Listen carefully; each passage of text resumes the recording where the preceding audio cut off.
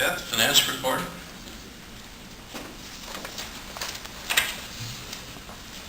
Good morning, Mr. President, members of the board. It's my first time in 5 months that I'm able to present a bit of good news to you in my overview of the economy.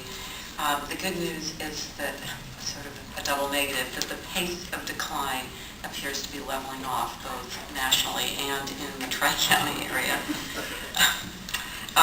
The state unemployment rate remained constant this month. The bad news is remained constant at 12.2%, and that makes us still the second highest unemployment rate in the country, only behind Michigan. And our rate is 2.7 percentage points higher than the national average, which is 9.5%. But every other month we've been accelerating unemployment, so it's a bit of good news. Well, I mean, by the way, Beth, I'm jumping here. Some of you may have seen it was reported in the New York Times, but unemployment rate is one thing.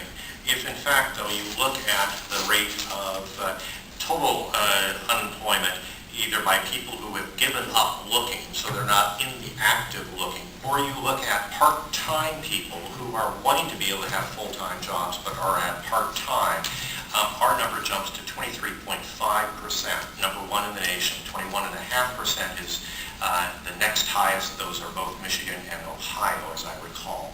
So even the unemployment numbers are misleading in terms of really what's happening out there in the economy. So. And Fred is right. Our state economist, Tom Patowski, who is the official economist for the state, makes that point frequently and feels that the state unemployment rate, the official reported rate, could go to 13%. So there's still more downside here. And nationally, as I'm sure you're reading, there's very conflicting views among economists about where we're going.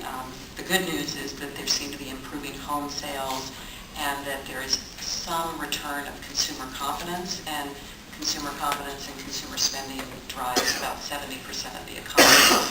On the other hand, consumer confidence declined in July, and that's probably because high unemployment rate sort of overcomes any optimism people have about the economy. So it's a very mixed picture. But what does it mean for the Tri-County area? Total employment, remember employment is really what drives our payroll tax numbers, continued to decline this month, but again at a slower rate. Since June of last year, though, we did hit the 50,000 mark, 50,000 fewer jobs than June a year ago in our 3 counties. And the unemployment rate in the counties continued to rise for Clackamas and Multnomah, but Washington County has a bit of good news on the unemployment rate in that it declined from 10.7% to 10.4%. So still very high, but much higher than the national average, but it's good direction. So this big picture, national and local, is consistent with the results that we're seeing in our financials because our payroll taxes are sort of a mirror of the economy. You'll notice you have no financials in your packet today. That's because June 30th is the close of our fiscal year. And so as we close out the month of June, we also close out the year. So the auditors have been in with us daily, and we will bring to you our year-end report later this summer, which will be the close of June as well. The Finance Committee did see draft financials. We generally, practice is not to put out draft financials because we don't want 2 sets of numbers out for June. But the Finance Committee has reviewed. If you have any questions, please let me know, and I will give you a summary of where we are. We don't expect any material changes from the draft financials to the finals. And the results for June are very much in trend with what we've been talking about each month as we've looked at year to date. Total payroll tax revenues are about 9% below where we budgeted at the beginning of fiscal year 09. And that means that actual dollars collected are almost flat from the prior year. And that's, again, worse than it sounds because we had the 0.01% payroll tax increase. So even with the increase in rate, our receipts remain flat, which means underlying growth is negative. Passenger revenues were slightly above our budget. They were about $90 million for the year.